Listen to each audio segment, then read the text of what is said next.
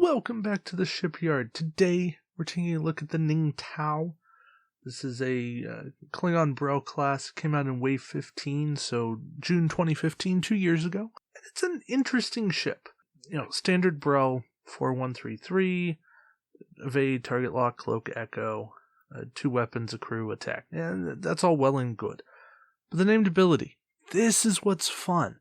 After performing a sensor echo, you may come about reverse direction. And if you do so, you put an Ox power token beside your ship. Well, what's cool about that is that you flip around. So this is augmenting sensor echo. And this is what you need to make it cool. When we ran Klingon Civil War OP3, we got bank echoes. And that made echoing awesome. That made people want to perform sensor echoes. Well, here is the same kind of thing. This is a named ship where you want to perform the sensor echo because then you can flip around. Now you don't have to plot that 3 come about in order to flip directions. You just have to already be cloaked and spend your action sensor echoing.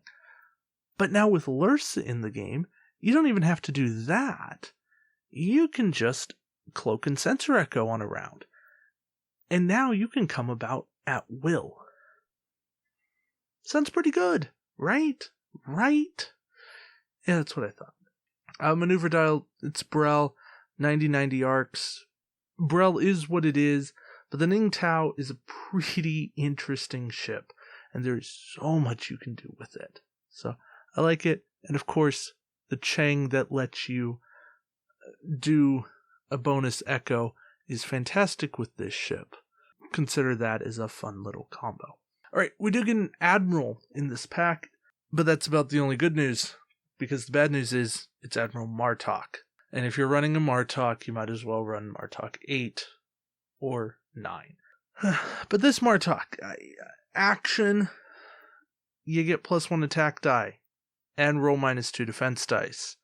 The upside, you can convert a hit into a crit, so that's good for the paw, but it's still essentially an action for an extra attack die with a negative, and I can't support that ever. 3 captains in the pack, though. First up, Worf 4. He gives you extra defense dice. The problem is you're getting an Ox for every extra defense die you want to roll. That becomes a lot of Ox power tokens very, very quickly. The upside, though, it's when defending, so you can do it each time you're shot. But if you're not running Worf on the tiny prize, then good luck ever having an action again. So just plan to be okay not getting actions. We really need a card that says you can perform action bar actions or this action even while under Ox power. I know there's some things that are there, but I guess with Copilot in the game, he's not that bad because you can do Copilot even while Oxed because it's placing a token. A thought there too, but still, skill 4, you don't want to go there. And then we have Core 6, which I've talked a lot about. Draw fire, fantastic captain. Run him on the Samra, run him on the Equinox. Great defensive ships.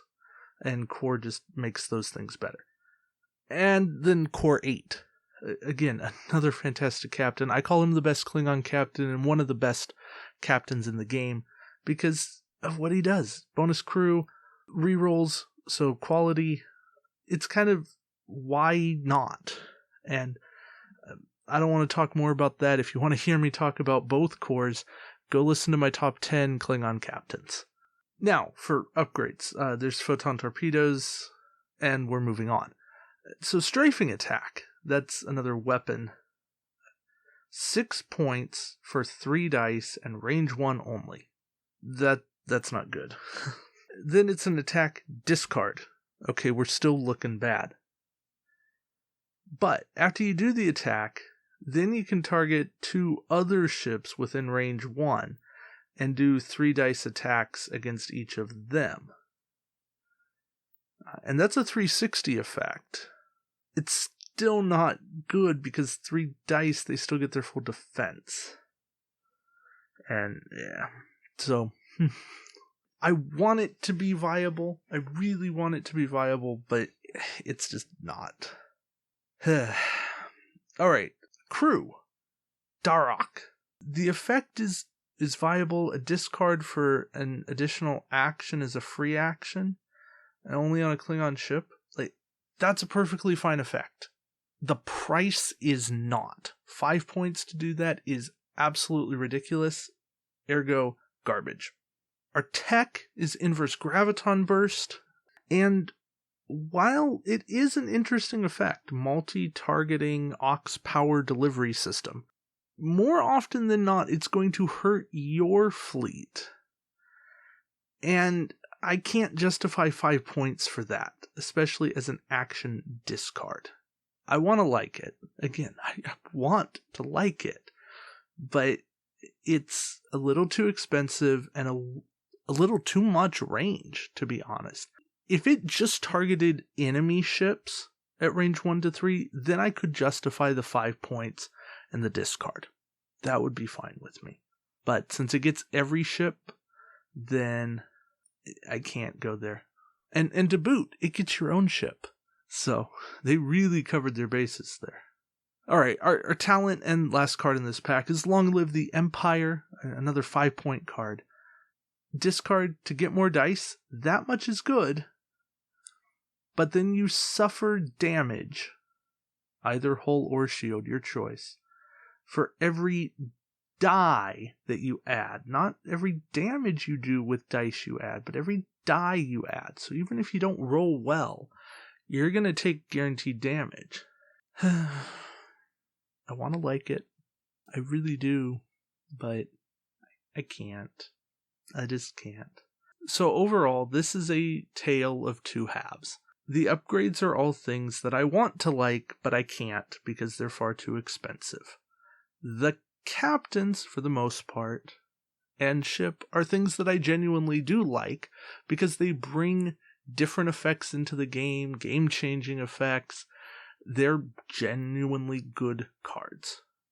What does that mean? It means that you need to buy one of these packs and not more than one of these packs, and that's probably a good compromise. For that reason, it turns out to be an okay pack, but it could have been so much better. And I wish that I could sing the praises of this pack. I wish I could put an A next to this pack, but I just can't. On that note of lamentation, that's going to wrap it up for me. Thank you guys for watching, and until next time, we'll see you around the shipyard. Take care.